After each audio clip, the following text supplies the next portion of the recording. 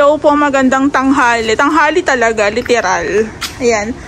So, bali yung mga ibang part na hindi pa namin natapos. Ayan, katulad po dito, sa plant box, hindi pa siya nalagyan ng tile grout. Ayan. So, minimal na lang naman yung mga gagawin, pero syempre kailangan pulido at maayos. So, bali, share ko nga lang po pala sa inyo. Sa renovation, minsan may mga part na, may mga sobrang materyales, lalo na mga retaso. Yung sa pinakatawag dito sa metal spandrel, ayan, dito sa may PVC, minsan kasi napapasobra talaga kami. Nangyayari po kasi, minsan kulang, minsan naman di baling sumobra. Lalo na kung manggagaling po sa malayo yung pinaka materials natin, mahirap po. So mas better na meron tayong pasobra. So ito, sabi ko kay na ma'am tsaka kay sir, pwede po, kung gagamitin pa nila to, pwede na nilang kunin. Ayan. Pero kung halimbawa ibibigay sa amin, pwede naman po namin i-dispose. Diba? Pero sa bahay kasi wala kami pagkagamitan, kaya wala rin akong ano dyan. Pwede ko na yan i-dispose o kaya ipamigay sa truck ng basura. Tapos, yung nakarang update po namin, since nagdipat-dipat po kami na mabintana-bintana, may mga part talaga na hindi maiwasang nabasag. So, kumuha lang po kami dun sa mga dati ng bintana na hindi nagagamitin. Yung mga buong salamin, yan, ilalagay na lang po namin. Bali dito sa part na to, tatlo po yung aming gagamitin. Tapos plus isa dito. Ayan, ayan po, wala siya walang salamin. So minsan pag talagang basag, pinapalitan na rin po namin yan. Tapos request sa akin ni ma'am, palagyan ko rin daw siya ng screen door. So meron na po akong contact niyan. Ayun nga, taga-Biga daw sila. Dito lang din sa Tansa. So, doon po sa gawa nilang screen door, maayos ang pagkakasilan. Ayan, tuloy-tuloy oh. So, ako naman po kung hindi maayos yung trabaho, hindi ko naman din nire-recommend.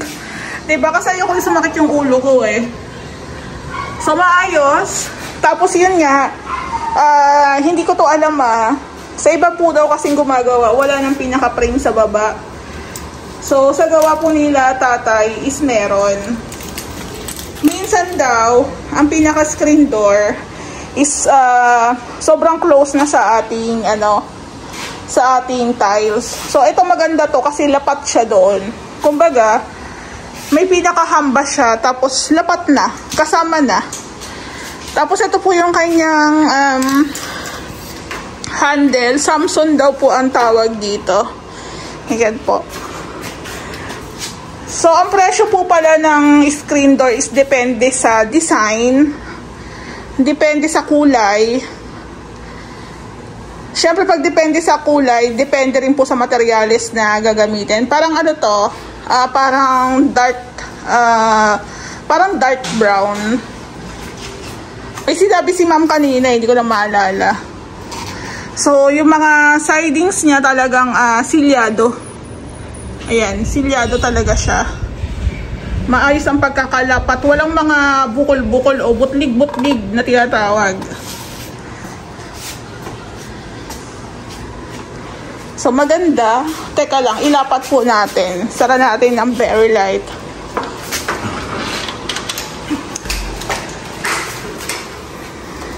So, ayan po. So, kung mapapansin nyo, yung pinaka-ilalim, meron siyang pinaka-frame. Ayan po. Diba? Mas maayos, mas malinis siyang tingnan. So, picturean lang natin. Ayan po. So, depende sa may-ari, depende sa nagpapagawa kung anong prepared nilang kulay. Kasi merong brown, merong white, merong wood finish, parang wood finish na design. Ayan po, ang ganda na, diba? May pa-screen door. So, kanina nga po pala, nandito yung may-ari. Usap kami kasi chine-check din nila. Mas okay nga po yun. So, may mga ilang concern lang na pinapahabol. Kinukonsider na po namin yun. Pero, all in all, sabi ni Sir tsaka ni Ma'am, okay na. So, ito nga yung taasan na yung pan nila. Okay na, nataasan na ni Ray. So, ito po yung mirror nila, Ma'am. Sa kanila po to dati na. Actually, matagal na daw to eh. So, dito, may mga usapan. Okay na rin kami. So, dito, ihabol po ni Ray yung ating continuous handle. Tapos, sasarahan po namin tong butas. Ayan po. Tapos, yung kalan, ipipix na natin to. Once na nalagay na po yung ating, tawag dito, yung hose. Yung pinaka-hose. So, yung rep nila, sir, okay na. Yun nga, yung exhaust nga po pala natin na Omni, medyo annoying lang yung ingay. Yung tunog, medyo kasi malakas. Pero doon po sa binibili namin sa Lazada, quiet lang. So, kasi sa karamihan naman po sa ibang clients ko, sila po yung bumibili ng materials. Pero yung iba, kami po. So, nagulat lang din ako na medyo malakas yung ano niya, yung ingay ng motor niya. Ayan po. Tapos ito pinalitan ni Sir ng bulb. Ayan po siya, oh. Ayan, picture. So, bali, kompleto na po kami. Okay na po kami dito. So, ang pinipinish na lang po itong ating, tawag dito, hidden door. Ayan. So, medyo matapang pa yung amoy gawa ng QDE po yata yan. Na yun nga, pang kahoy. So, medyo malakas ang amoy. Then, yung magiging pintura po ng white na yan is same po dito.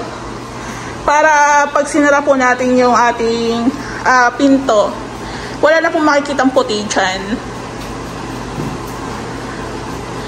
So, bali yung ating bathroom na lang ang medyo hindi pa talaga totally natatapos kasi yung ating ating laboratory hindi pa naka-install ng maayos. So according kay Ma'am, lilipatan daw po nila to mga 18, 19, 20. Paunti-unti na sila magpapasok ng gamit. So, sabi ko, kaya naman na. Kaya naman na siya.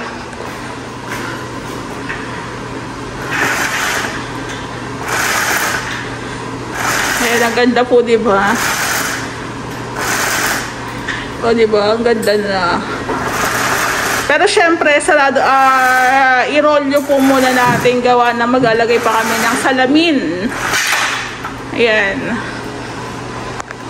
So, doon nga po pala sa mga nagtatanong, pag nakakita po kayo ng mirror, ito po is pa-customize.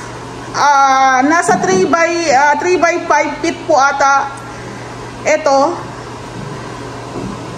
So, doon po to sa mga glass and aluminum works. Nyo, pwede kayo mag-inquire o kaya mag-canvas. So, hindi po kami nagagawa ng ganito. Ayan, marami kasi nagtatanong kung magkano daw yung bili namin dito, kung kami daw ang gumawa, yun. Sa mga gumagawa po ng glass and aluminum, sa kanila po yan.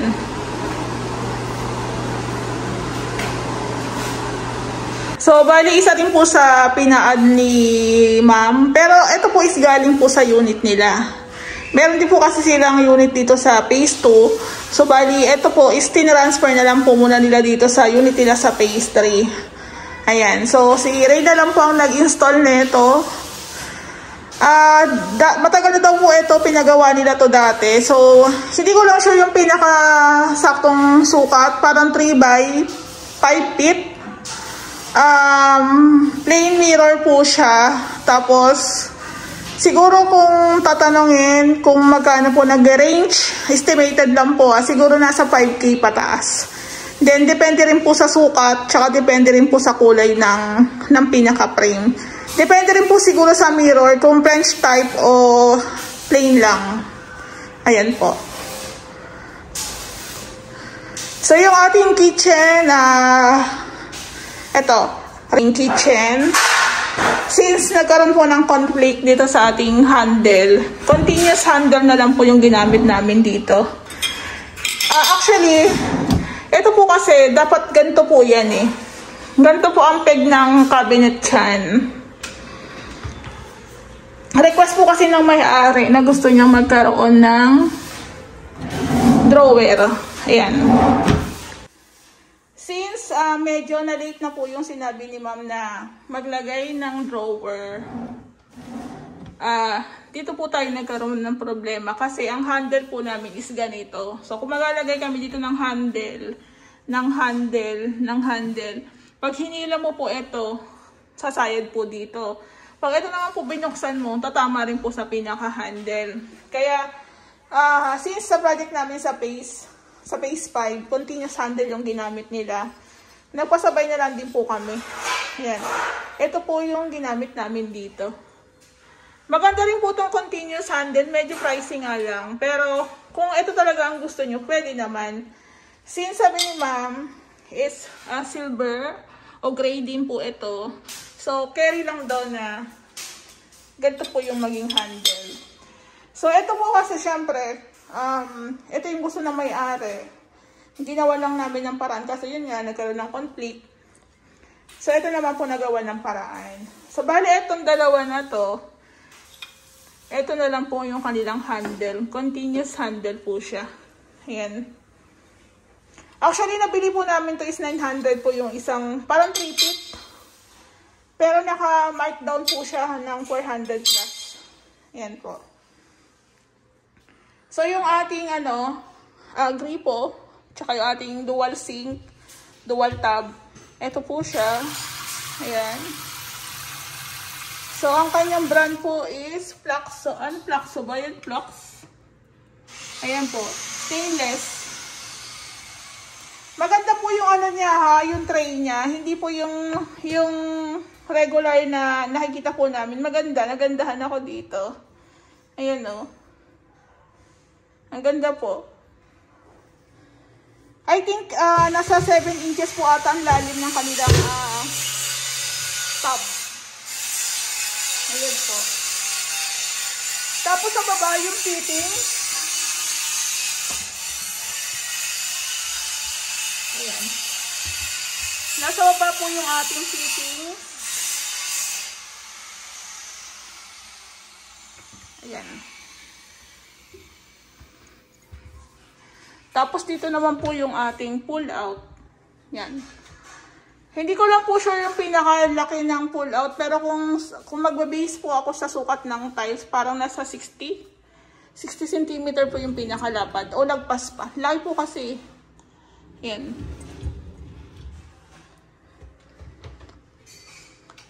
Tapos ito po yung ilalim ng ating kalan. Ito po yung ating tangke. Tapos ito po meron tayong pa air vent. Air vent po pala. Tapos ito yung kalan nila. Built-in Techno. Techno po yung brand. Tapos itong pong kanilang range hood naman is La Germania po. Ayan. So, andito na rin po yung kanilang ref. So, dito po yung ating pasingawan ng range hood. Ayan. Ayan po siya. Ayan.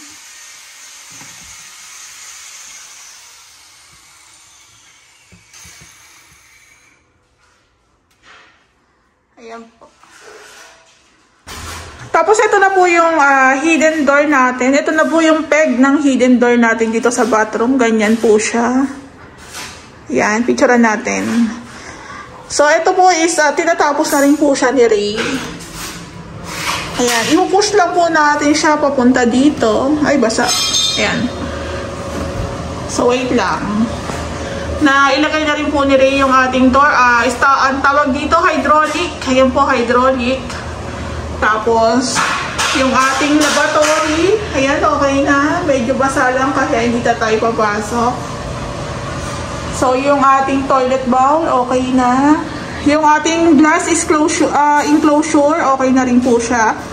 Pina-install po ito ng may-ari. Half lang daw po, ayaw nila ng sliding. So, okay na sa kanila yung ganito kasi ang pinaka-concern nila, ayaw nilang nababasa yung ating toilet bowl. Ayan po. So, halos medyo okay na. Kung halos ako kompleto na kasi meron tayong mga retouching na gagawin kasi nga po nagasgasan. Ayan. So, may mga binawasan, i-retouch. Hindi lang ako makapasok kasi po basa. Naglinis na si Ray. Ayan po. So, ito po yung ano niya, peg niya. Ayan o. Ayan po siya. Diba?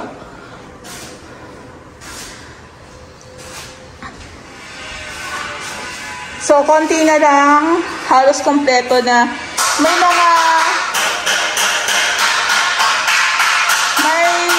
May pahabol po sila, sir. Yung kanilang bed sa kwarto. Pinapaayos po nila. Parang pinapa-repair kasi yung doon po sa unit nila, ina-transfer na po dito sa unit nila sa pastry. So, si Kuya Bok, sa ating welder, parang nire-repair niya po yung bed frame para po magkasya doon kasi hindi po siya magkakasya.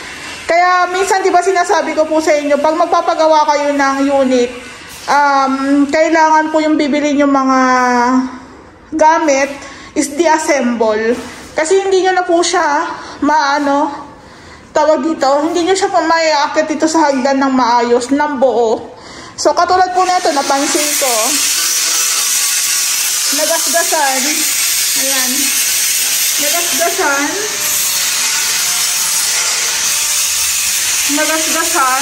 Ayan po. Nagasgasan. Kasi po inakit po nila yung bed frame kanina. Ito po. So, ito po pina-customize po nila to ni Dilaman before. So, ang question nila, sana daw po ma-extend ng konti yung pinaka-bed frame nila. Since, andyan naman si Kuya Bok na lang pong bahalang mag-assemble po ng ating bed frame. So, bali nag-add lang po kami ng tubular. Yan. So, napapansin nyo, pinutol po siya sa gitna para maipasok po dito. So, pag ganyan po yung nangyayari, hindi rin po talaga maiiwasan na magasgasan. Kasi medyo malaki rin po siya. Kaya pag meron po kayong mga gantong klase na bed frame, kailangan po talagang ikat. Tapos dito na lang po nyo sa loob a-assemblein. Pero sasapinan na lang po natin yung tiles. Ayan. Para hindi rin po siya masunog yung tiles natin, di ba? So, dito na lang po yung i-assemble. Tapos, i-repaint na lang po ito. Retouch na lang po ang mangyayari dyan. Same lang po dito sa kwarto ng mga bata. Ganon din po. Medyo malaki na kasi ang mga bata. So, pinapahabaan din nila sir ng konti para magkasya. So, pwede naman kasi kung double deck lang na customize, kasya po talaga. Pero kung halimbawa yung 75, kasya pa rin naman kaso malapad. So, yun. Okay na siguro yung mga 30. Kasi hanggang 30, 36, 42, 54. So, 30, tama na yung pang single lang na bata. Ayan po. Tapos yung cabinet po natin, natapos na po nila yung paglalagay niyang para sa hangiran. So, hinintay ko lang po yung ganito from Lazada. Okay na.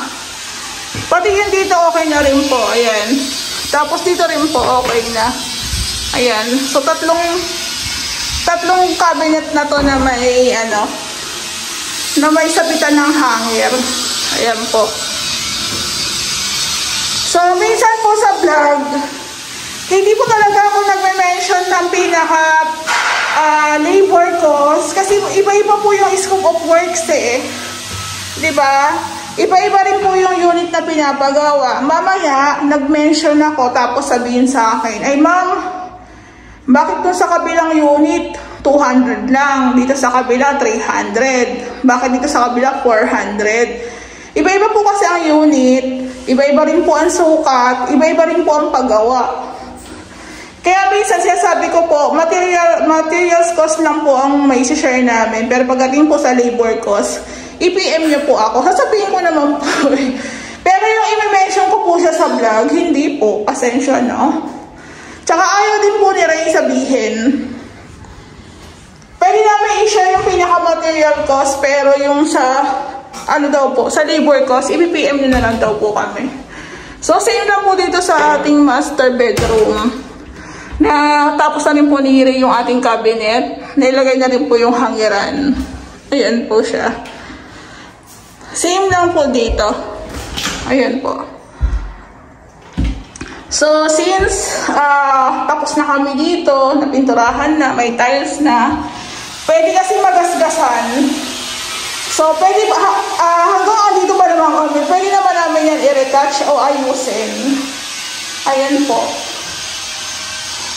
So, shoutout nga po pala sa 4,300 plus na subscribers ko sa YouTube. Maraming pong salamat. Ayan, medyo ito po ang mahirap dito sa hanggan ni Lumina. Medyo makipot po talaga. Kaya kung mag-aakyat ka dito, hindi po talaga siya kakasya. Ayan. So, sasapinan na lang siya ng karton. Hindi okay lang yan. I-retouch na lang natin yung magagasgasan. Wala, di naman talaga maiwasan yan.